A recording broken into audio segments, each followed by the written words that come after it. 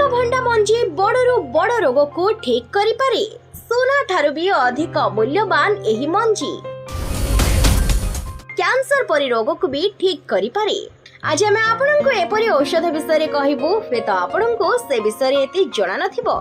अमृतभंडा समस्तଙ୍କ घर को आसे, आमे समस्ते अमृतभंडा खांती। अमृतभंडा खाइला परे तार मंजी को आमे कचरा डबारे पकाई दियंती, किंतु आपनको आश्चर्य लागिबो एही अमृतभंडा मंजी सोना ठारू भी अधिक मूल्यवान। काहेकि ना अमृतभंडा मंजी आमको केजानी केते रोगरु रक्षा करिथाय।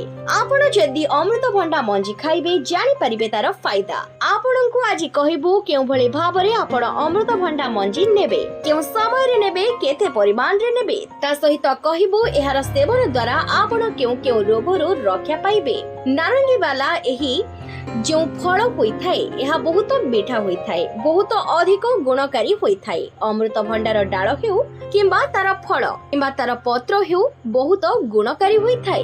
डेंगू, चिकनगुनिया, मलेरिया आदि रे अमृतभंडा पत्रर रस बहुत लाभकारी होइथाय। जदि शरीर रे रक्त कम होई जाए, अमृतभंडा पत्र रस पीले रक्त जमा बांधी जाए। आपण पाचिला अमृतभंडा को काटी नियंतु, तार मंजी को न फोपाड़ी धोई सुखाई नियंतु, तापरे गुंड करी स्टोर करी रखि दियंतु। जदि आपण अमृतभंडा प्रत्येक दिन खाइबे ताहाले ओजन बहुत शीघ्र कम हेबो। एहार फल जेते फायदा देइथाय, एहार मंजी ताठारु अधिक फायदा देइथाय। सोना ठारु भी मूल्यवान अटे एही अमृतभंडा मंजी। जदि आपणक गला सरसर हेउछि, आपण अमृतभंडा मंजीर गुंड को क्षीर सहित नै परिबे। जदि पेट प्रबल मात्रा रे काटुछि, सही पारु नाहंती, ताहाले अमृतभंडा मंजीर पाउडर गोटी चुटकी सहित महु मिसाई नियंतु, देखिबे तुरंत आराम मिलिबो।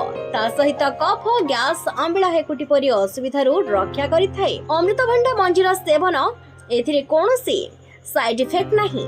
सबठारु गंभीर रोग कैंसर ठारु भी आमको रक्षा करिथाय अमृतभंडा मंजी। जदि आपण अमृतभंडा मंजी प्रतिदिन 2 ରୁ 4टी खाइबे, ताहा कैंसर कोशिका को बढ़िबा को देई न थाए। जेतेबेले आपण अमृतभंडा मंजी सेवन करिबे, अधिक पानी पीबे, कारण एहा बहुत गरम होइथाय देह पई। व्यवहार पूर्वरु आयुर्वेदिक विशेषज्ञकर परामर्श निश्चय नेबे।